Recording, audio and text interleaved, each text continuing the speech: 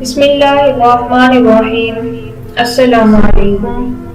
Improve your faith میں آپ سب کو خوش آمدید۔ آج میں آپ کو ایک یہودی کی حضرت محمد مصطفیٰ صلی اللہ علیہ وآلہ وسلم سے محبت کے بارے میں بتاؤں گی۔ حضرت ابن عباس رضی اللہ تعالیٰ عنہ فرماتے ہیں کہ شام میں ایک یہودی رہتا تھا۔ وہ ہفتے کے دن تورات کی تلاوت کیا کرتا تھا۔ ایک دفعہ تورات کھولی تو 4 مقامات پر حضور صلی اللہ علیہ وآلہ وسلم کی تعریف دیکھی۔ یہودی نے وہ جگہ کاٹ کر جلا دی۔ اگلے ہفتے پھر تورات کھولی تو 8 جگہ حضور صلی اللہ علیہ وآلہ وسلم کی تعریف کا ذکر پایا۔ اس نے یہاں سے بھی کاٹ کر جلا دیا۔ تیسرے ہفتے تورات کھولی تو یہی ذکر 12 جگہوں پر موجود پایا۔ یہودی سوچ میں پڑ گیا کہ اگر میں یوں ہی کاٹتا رہا تو پوری کتاب ان کے ذکر سے بھر جائے گی۔ اپنے ساتھیوں سے پوچھنے لگا کہ آخر حضرت محمد صلی اللہ علیہ وآلہ وسلم کون ہیں؟ ساتھیوں نے بتایا کہ وہ جھوٹا شخص ہے، معاذ اللہ۔ بہتر بات یہ ہے کہ تو اس کو نہ دیکھ۔ یہودی کہنے لگا کہ موسیٰ کی تورات کی قسم، مجھے ان کی زیارت سے نہ روکو۔ ساتھیوں نے اجازت دے دی۔ وہ سواری پر سوار ہو کر دن رات منزل بہ منزل چلتا رہا۔ مدینہ طیبہ کے قریب پہنچا تو سب سے پہلے حضرت سلیمان فارسی رضی اللہ تعالیٰ عنہ سے ملاقات ہوئی۔ ان کو بہت خوبصورت دیکھ کر سمجھا کہ یہی حضرت محمد صلی اللہ علیہ وآلہ وسلم ہیں۔ حالانکہ حضرت محمد صلی اللہ علیہ وآلہ وسلم کو اس دنیا سے رخصت ہوئے 3 دن گزر چکے تھے۔ حضرت سلیمان فارسی رضی اللہ تعالیٰ عنہ یہ سن کر رونے لگے اور بولے، میں ان کا خادم ہوں۔ وہ بولا، آپ کون ہیں؟ آپ رضی اللہ تعالیٰ عنہ سوچنے لگے کہ اگر وصال کی خبر سناتا ہوں تو واپس ہو جائے گا، اور اگر یہ کہہ دوں کہ موجود ہیں تو جھوٹ ہو جائے گا۔ بالآخر کہنے لگے، میں تجھے حضرت محمد صلی اللہ علیہ وآلہ وسلم کے صحابہ کے پاس لے چلتا ہوں۔ مسجد میں آیا تو تمام صحابہ رضی اللہ تعالیٰ عنہم اجمعین غم کی تصویر بنے ہوئے تھے۔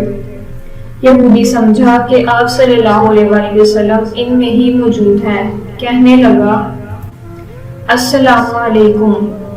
محمد صلی اللہ علیہ وآلہ وسلم کا کلمہ پڑھا، جس سے تمام صحابہ میں کہرام مچ گیا۔ آہو بکا کرنے لگے اور اس سے پوچھنے لگے کہ تو کون ہے؟ شاید اجنبی معلوم ہوتا ہے۔ تجھے پتہ نہیں کہ حضور صلی اللہ علیہ وآلہ وسلم کا 3 روز پہلے وصال ہو گیا ہے؟ یہ سن کر یہودی چیخنے لگا کہ ہائے میرا غم، ہائے میرے سفر کی ناکامی۔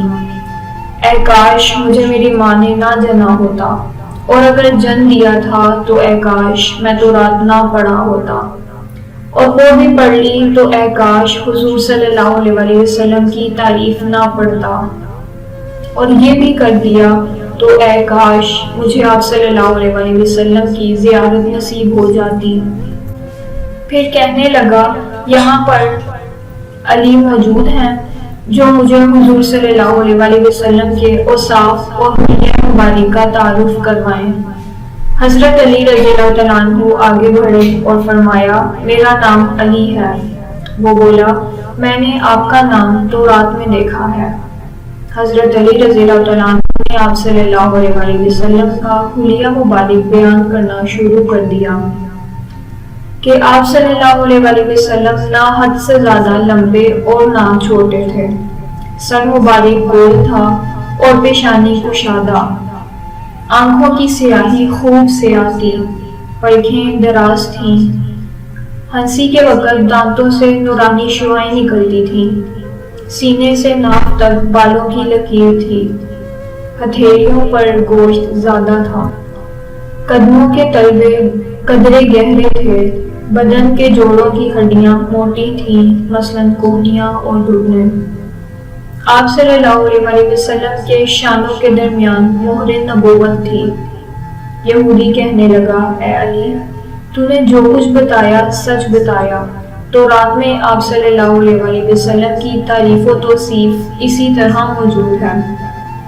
اگر حضور صلی اللہ علیہ وآلہ وسلم کا کپڑا موجود ہو تو میں اسے سونگھنا چاہتا ہوں۔ فرمایا ہاں۔